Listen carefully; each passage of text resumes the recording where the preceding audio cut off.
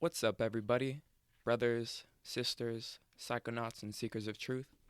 It is Ananka, and welcome to my bazaar.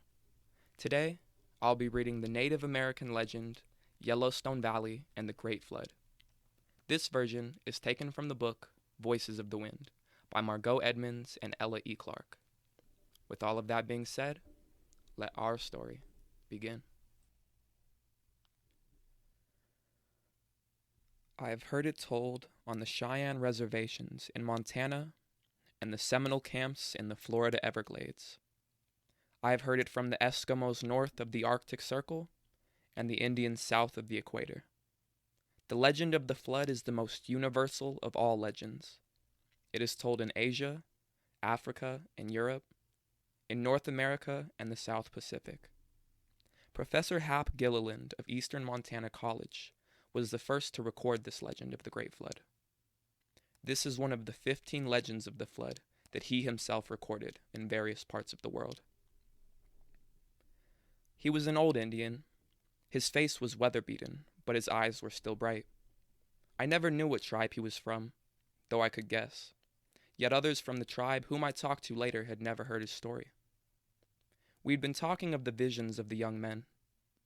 He sat for a long time, looking out across the Yellowstone Valley through the pouring rain, before he spoke. "They are beginning to come back," he said. "Who is coming back?" I asked. "The animals," he said. "It has happened before. Tell me about it." He thought for a long while before he lifted his hands and his eyes.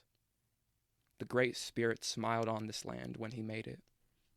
There were mountains and plains, forests and grasslands.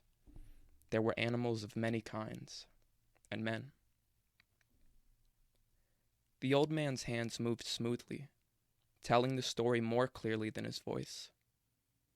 The Great Spirit told the people, "These animals are your brothers. Share the land with them. They will give you food and clothing. Live with them and protect them. Protect especially the buffalo, for the buffalo will give you food and shelter.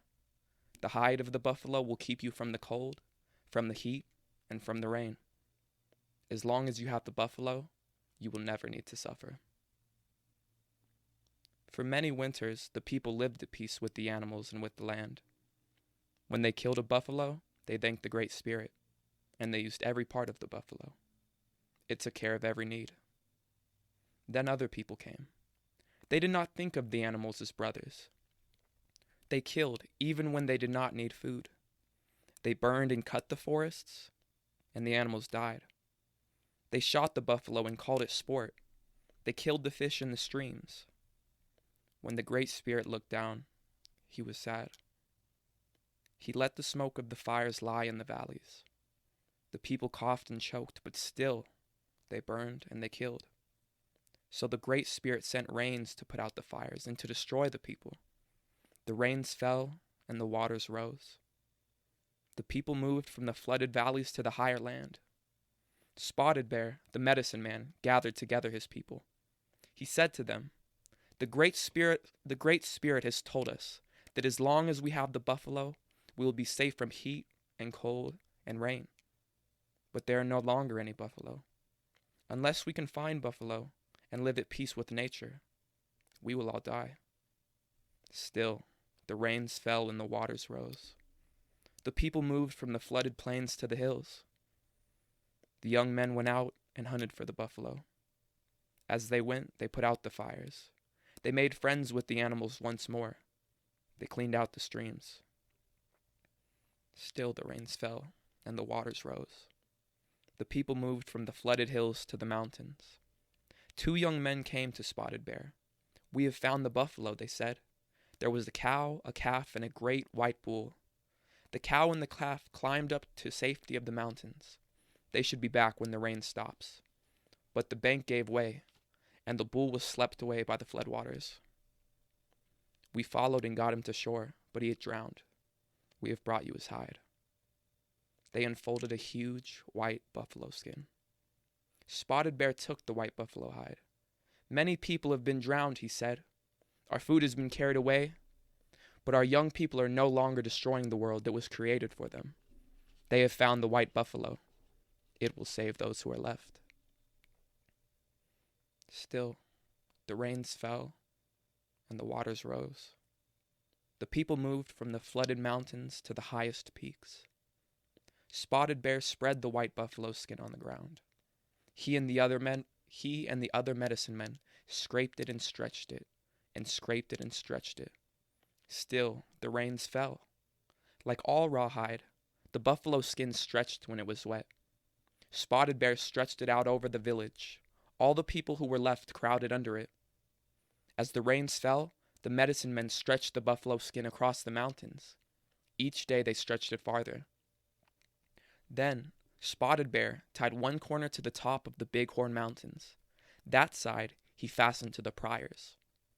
The next corner he tied to the Beartooth Mountains. Crossing the Yellowstone Valley, he tied one corner to the Crazy Mountains and the other to Signal Butte in the Bull Mountains.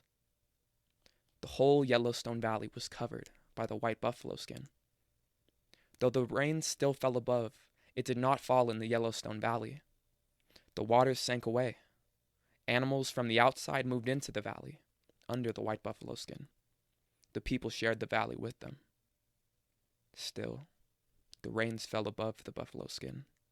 The skin stretched and began to sag.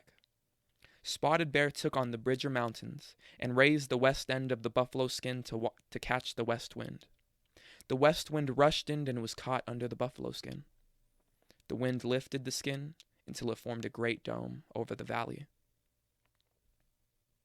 The Great Spirit saw that the people were living at peace with the earth.